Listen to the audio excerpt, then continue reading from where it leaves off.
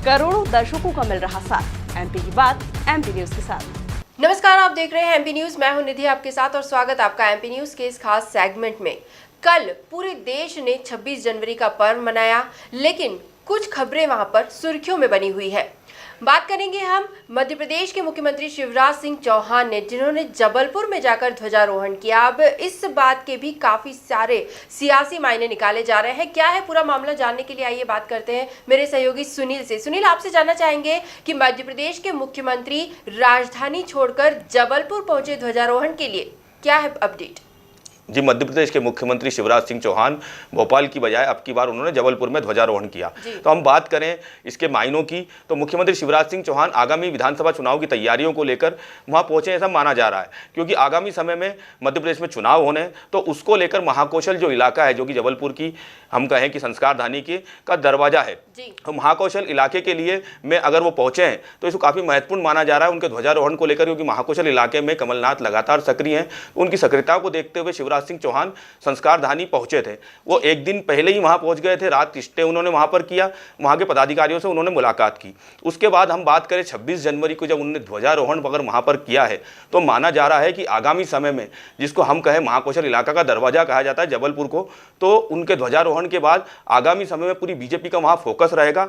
और बीजेपी पिछले जो समय है उसमें नगरीय निकाय चुनाव थे, उसमें बीजेपी की वहां हार हुई थी और कांग्रेस की जीत हुई थी। तो उसको देखकर काफी महत्वपूर्ण माना जा रहा है कि महाकौशल इलाके पर मुख्यमंत्री शिवराज सिंह चौहान का पूरा फोकस है। बात करें मुख्यमंत्री शिवराज सिंह चौहान के भाषण की, तो भाषण में भी उन्होंने काफी कुछ बातें कही और आगामी समय में जबलपुर में उन्होंने औद्योगिक क्षेत्र खोलने की बात की, जहां पर कि सब कुछ होगा, सारा इंफ्रास्ट्रक्चर होगा और सब कुछ होगा वहां पर। तो हम बात करें इस जगह पर जिस तरह से नया भोपाल या पुराना भोपाल, नया इंदौर या पुराना इंदौर, इस तरह की बातें की जा सकती है, तो आगामी समय में नया जबलपुर भी हमको देखने को मिल सकता है और इसकी परिकल्पना मुख्यमंत्री शिवराज सिंह चौहान ने पेश कर दी है। जी, जिस तरह से मुख्यमंत्री जबलपुर पहुंचे, तो उसके बाद से कांग्रेस भी लगातार इस पर सवाल उठा रही है। कांग्रेस की तरफ से क्या कहा जा रहा है?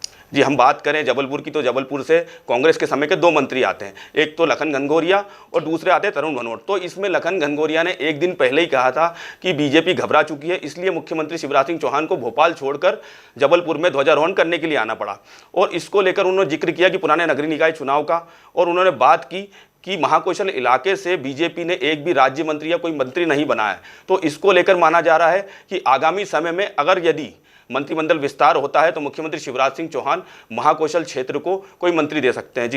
जी, और कुल मिलाकर अगर देखा जाए ये जो पूरा मामला है, और एक तरफ मध्य प्रदेश में चुनावी माहौल भी बनता नजर आ रहा है, तो क्या कुछ सियासी मायने निकलते हैं इसके?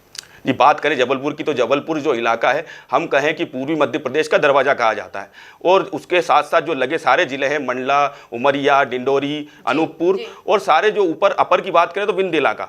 तो अगर हम बात करें जबलपुर में अगर मुख्यमंत्री शिवराज सिंह चौहान ने ध्वजारोहण किया है तो ये काफ़ी महत्वपूर्ण है। और आगामी समय में जिस तरह से पीसीसी चीफ कमलनाथ की जो रणनीति है कि आगामी समय में आदिवासी इलाकों में उनका फोकस रहेगा, तो उसके लिए उन्होंने जबलपुर से मुख्यमंत्री शिवराज सिंह चौहान ने शुरुआत कर दी है। और सारे जो संदेश दिए हैं उनके उन्होंने पेशा एक्ट का भी जिक्र किया कि पेशा एक्ट किस तरह से उन्होंने लागू किया। तो जबलपुर से जो उन्होंने संदेश दिया है, तो उन्होंने बता दिया कि पूर्वी मध्य प्रदेश के लिए आगामी समय में उनकी विशेष रणनीति होगी। जी, तो कुल मिलाकर अगर देखा जाए तो 26 जनवरी के मौके पर, गणतंत्र दिवस के मौके पर, जिस तरह से मुख्यमंत्री शिवराज सिंह चौहान जबलपुर पहुंचकर ध्वजारोहण करते हैं, अब ये जो उनका जो एक्ट है वो कई तरफ इशारा करता है, कई सारे राजनीतिक फेरबदल की तरफ इशारा करता है। आने वाले समय में इसका क्या मतलब निकलता है और भाजपा को क्या वाकई जबलपुर में कुछ फायदा मिल पाएगा इसका, ये भी देखने वाली बात होगी। क्या कुछ चुनाव परिणाम रहेंगे, उस पर भी सबका फोकस बना हुआ है।